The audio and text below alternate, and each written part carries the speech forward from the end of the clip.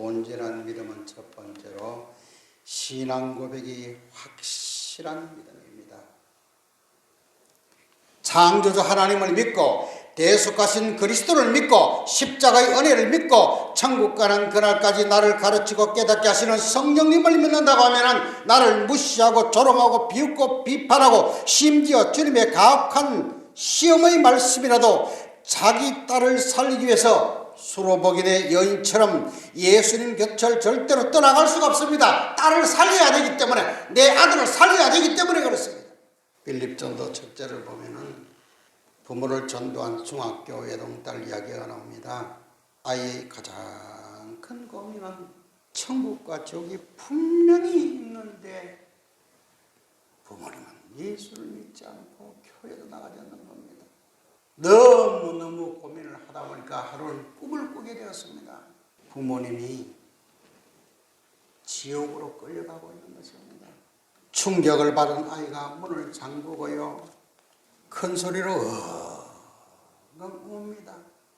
밥도 먹지도 않고, 아빠는 출근도 못하고 엄마는 애간장이 타고 얘야 말을 해야 알지, 문을 열어봐라, 이야기를 좀 하자.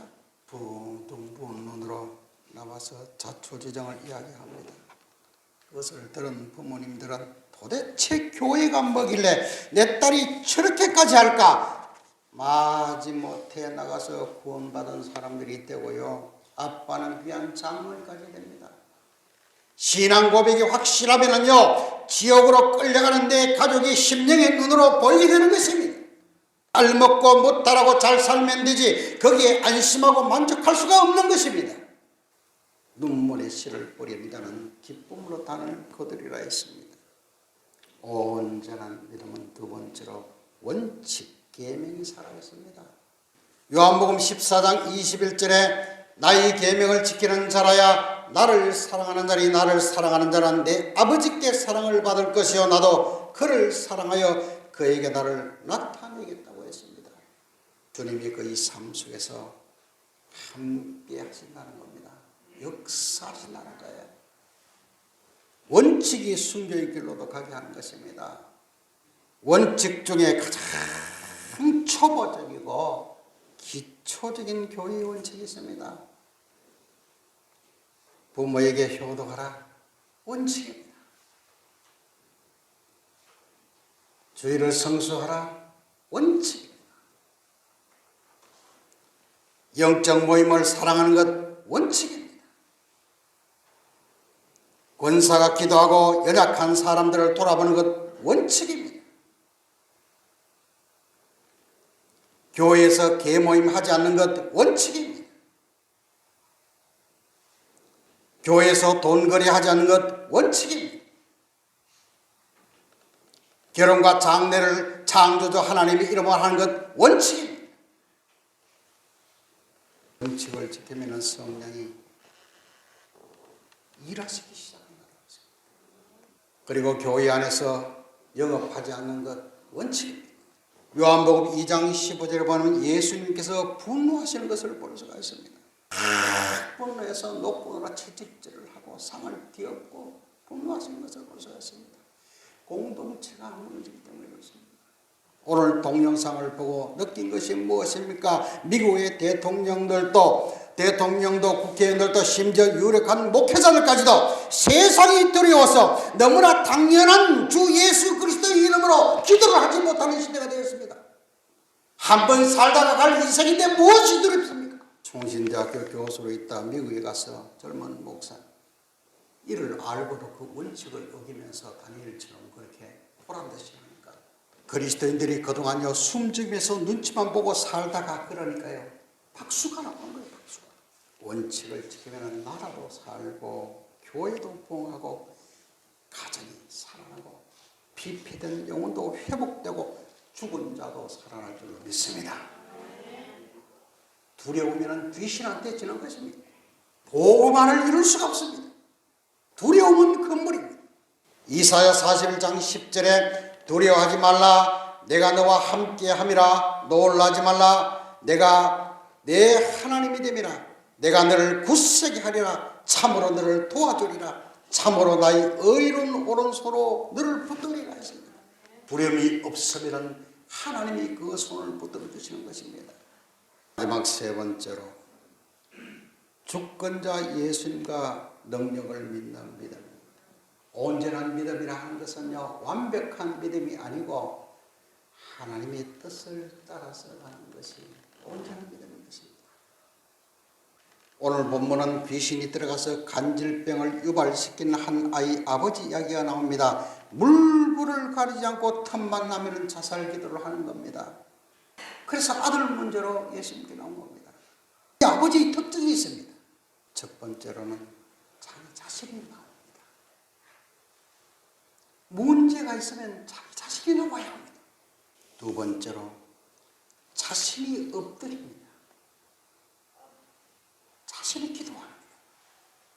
그 다음에 세 번째로는 데리고 오는 겁니다. 예수님께서 제자들이 귀신을 쫓아내지 못한 이유를 설명을 하고 있습니다. 믿음의 적은 영모라고 했습니다. 호되게 가르칩니다. 우리는 다 재성이 있기 때문에 예수님 앞에 호되게 야단도 맞아야 합니다. 믿음이 없고 패역하다고 했습니다. 패역이라 하는 말씀은요, 말씀을 알고도 믿지 않는 것을 말합니다. 말씀을 알고도 행동하지 않고 순종하지 않는 것을 패역이라고 합니다. 이 패역한 사람들. 그래서 겨자씨 하늘만큼의 믿음만 있어도 산을 옮겨놓을 능력이 많다고 했습니다. 예수님을 믿고 따라다니기는 하는데요, 겨자씨 하늘만큼의 순종도 없었다는 것입니다. 겨자씨만한 그 조그마한 순종도 없었다는 거예요. 그러니까 뭐 귀신이 따라갈 수가 있나요? 겨자씨 하늘만큼의 자기 속에 순종이 있으면 귀신이 떠나가 버리는데, 문제가 해결돼 버리는데, 아직까지 제자들은 그걸 하지 않는 거예요. 예수를 믿는다고 하면서 따로 달린다고 하면서도 그걸 하지 않는 거예요. 귀신을 어떻게 쫓아낼 수 있습니까? 가정의 귀신을 어떻게 쫓아낼 수 있습니까? 의원 중에 어떤 의인은 예수님이에요. 서로 이들이 세상 방법으로 살았고 고쳤다고 칩시다. 그러면 영생을 누가 줍니까? 영생을 도대체 누가 주느냐 그 말입니다. 메조소프라노 김옥수 교수는 13년 동안 남편이 똥오줌을 받아냈습니다. 병원에서 사망 선고를 내렸습니다.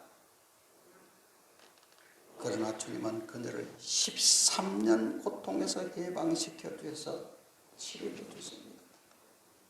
13년 동안 죽을 병했던 그 여인을 이 세상 사람들은 치료해 줄 수 없었습니다.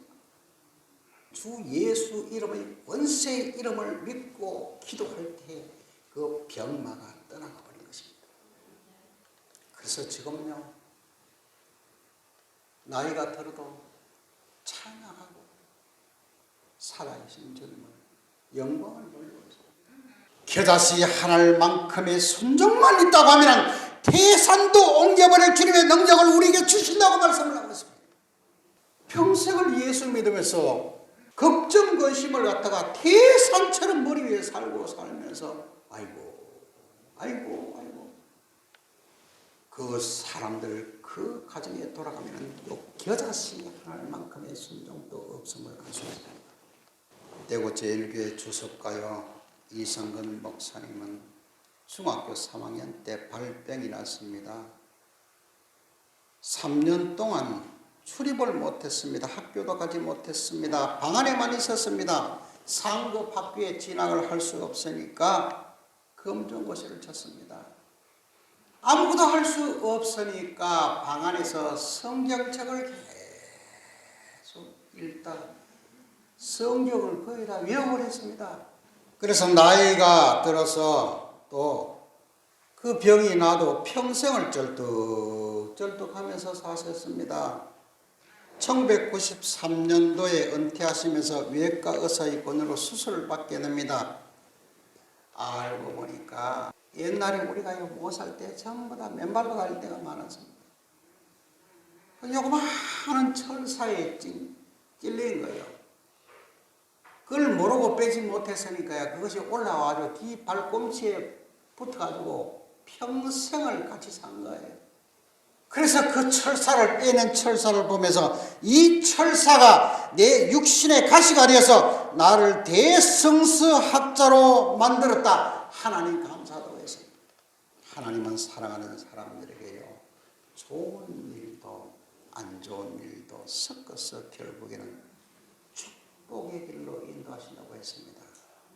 현실이 어렵고 힘들고 받쳐주지 않아도 온전한 믿음의 사람이 되어서 지금 이 순간 이후로부터 그리스도 십자가 능력이 여러분의 가정에 임하시기를 주 예수의 이름으로 축원합니다. 여기까지 찬양 한번 더 하고 우리 각자 은혜 받은 말씀, 또 찔린 말씀, 여러 가지 말씀, 교회에 와서 초라한 사람의 목소리를 듣고 일어서지 마세요. 그 초라하고 부족한 사람의 그 들어서 준비시키시고 말씀하고 계시는 성령의 음성을 들어야 합니다. 그러면은 여러분의 문제가 계산 같은 문제도 주님이 해결해 주실 줄로 믿습니다. 우리 한 번 더 찬양합니다.